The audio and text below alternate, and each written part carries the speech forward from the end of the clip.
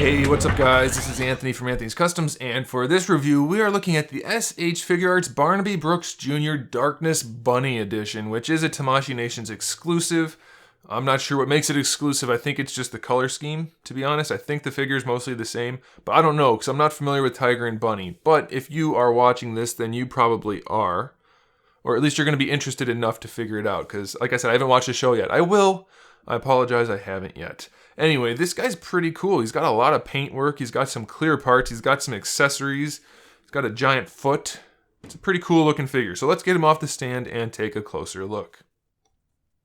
He stands roughly 6¼ inches to the top of his helmet, which makes him just under 16 centimeters. So he's got some size to him. And as far as I can tell, he's got some die-cast parts down in the lower parts of his body. So he's not going to have too much of a trouble falling over or standing up, I guess I should say. The weight should keep him pretty well balanced. Very nice looking figure. We've got some pearly parts, we've got some flat parts, we've got some metallic parts, some gloss parts. Lots of paint going on. You can see in here just a whole lot of variety in that torso. And then we have these cool translucent pieces for the shoulder and forearm and on the head. Very nice looking figure that's continued around through the back, where we have some metallic parts popping through. Just really, really cool looking figure. So, before we get into the figure anymore, let's take a look at the accessories. First of which, he has an alternate head. So I'm not sure which one is the original one that came on him in the package, because this isn't a new figure. It was sent to me so I could review it and then send it back. But either way, he's got this head with kind of like the visor closed, I guess, and then this one with the visor open. So if you want to see some pupils or whatever those eye things are, you have those. I'm going to take this moment to talk about the articulation also, because it's a little tough once it's on the figure. We have just a hinge for the head itself, and then we have a ball peg for the neck. Now once it's on the figure, it's a little tricky. You basically just get the hinge here, and then you get to move the neck a little bit. It doesn't have the best range of motion, but now you can see what it's like.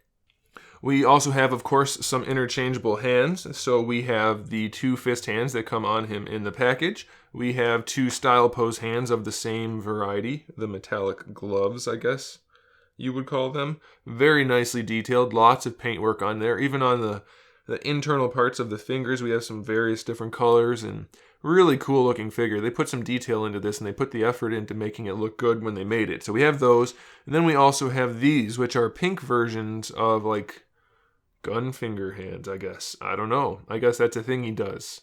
You'll have to tell me since I haven't seen the show yet, but still, you can see the quality carries over. Very nicely done. Then the next accessory is a giant leg. Apparently, some of them have like giant hands and some of them have giant fists, and you can just pop the leg off, pop this one on, and you can pose him doing like some kind of super kick, I guess. Doesn't have full range of motion, but we do have an ankle.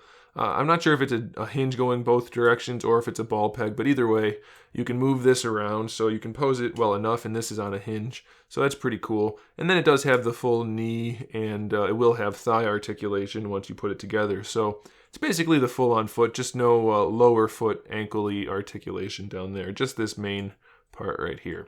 So that's pretty cool, and as you can see, just loads of detail. Nicely done. And then lastly, he has his own signature display stage. Looks pretty cool. It's in that smoky plastic with the red printing on there, so that's nice. All right, let's look at the figure. We already talked about the paint a little bit. Everything that's painted is sculpted. There's nothing really flat on this guy. Every little ridge, every panel, it's all sculpted on there. So that makes that awesome paint job even cooler looking, and I'm very happy about that. We already talked about the head. Let's talk about the shoulders. We have the ball peg that goes into the torso. It has that kind of little cup in there that hides the joint, so that's nice. And that turns into a ball hinge for the shoulder itself that lets the arm come out about that far.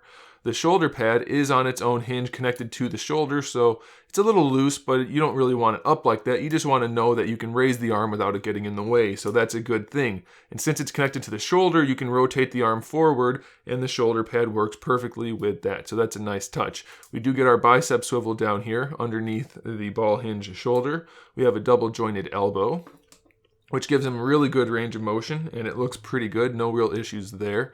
This has a little bit of a hinge on it just to keep it out of the way of the hand, which has a ball hinge. I believe it's a ball hinge. It looks like a ball hinge in there. Might be a double ball peg, but either way, you get plenty of range in the hand. Given the fact that it's inside this kind of gauntlet, it's going to be limited to a degree, but it's still there. It's not bad. These guys back here are articulated. You don't really get much out of them, but you can mostly just rotate them out to the sides. They have a little bit of play forward and back, but not a whole lot. So I imagine most people are just going to keep them kind of neutral like that. But nicely done still. For the torso, I think it's a double ball peg. It doesn't have the best range. It does look really good, but you basically just get some swivel and then just a little bit of lean, not too much in any one direction. For the lower torso, same thing. I think it's a single ball peg, but you don't really get much out of it. It's just enough to give him some character. That's about it. For the hips, we have the hinged ball peg, so you can bring the hip down and then bring the leg forward, but you still don't have the best range of motion. It's still kind of limited, and it's a little bit loose. It's not the best, it's not the worst. So you have that ball peg, so there's a socket in the thigh, and then the thigh can rotate around that. That part works no problem. It does kind of snap into position. I don't know if you guys can hear that. Probably not. It doesn't really make much noise, but it doesn't give you the best posability because you only really have that position and that position. But I guess that's okay. It's not a big deal. We have double jointed knees, which work okay. They're kind of similar to some of the recent Iron Man knees in that they have this big, long, flat extending piece for the knee joint, which is really just not a great design, but you do get the range out of it, I guess. So it could be worse. It's not bad. Could be worse. And then for the ankle, this part, by the way, is soft plastic, so it won't get in the way. This kind of shin armor, it's not going to really get in the way.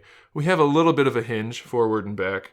Not the best range of motion, unfortunately, but it is there. And then we do have an ankle rocker, which is a true ankle rocker, which I like, but still very little range. So it's, again, not the best. It's not bad, but it's not the best. And then lastly, we have a toe hinge, which is barely functional, but it is there. So again, not the best, but it's not bad. The paintwork is continued onto the feet, so that's pretty cool. So all in all, it's not the most fantastic figure ever, but the really nice paint job, the translucent parts, and the cool sculpt really makes up for the limited posability in some of the areas. So I definitely recommend it. If you can track one down for a good price, and I think it might still be available on BBTS. I'm not sure. I remember seeing one of these guys on there, but I don't remember if it's still there or not. But either way, it's a cool figure, so I do recommend it. I might even track one down. These Tiger and Bunny figures, they're all really impressive overall.